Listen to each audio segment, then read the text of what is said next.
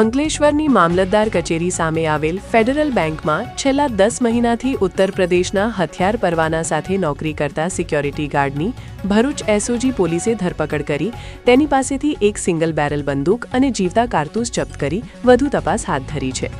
Bharuch એસઓજીનો staff Ankleshwar વિસ્તારમાં પેટ્રોલિંગમાં હતો। તે દરમિયાન મામલતદાર કચેરી સામે આવેલ ફેડરલ બેંકમાં છેલ્લા 10 મહિનાથી હથિયારધારી સિક્યોરિટી ગાર્ડ જય સુરેન્દ્રનાથ મિશ્રા તેના ઉત્તર પ્રદેશના હથિયાર પરવાના સાથે નોકરી કરે છે અને જે અંગે ભરૂચ જિલ્લા મેજિસ્ટ્રેટ અને સ્થાનિક પોલીસ મથકમાં હથિયાર અંગે કોઈ નોંધણી કરાવી ન હોવાની માહિતી મળી હતી। જે મળેલી માહિતીના આધારે એસઓજીની ટીમે તપાસ કરતા સિક્યોરિટી ગાર્ડ જય સુરેન્દ્રનાથ મિશ્રા પાસેથી એક સિંગલ બેરલ બંદૂક અને 5 નંગ જીવતા કારતૂસ મળી આવ્યા હતા।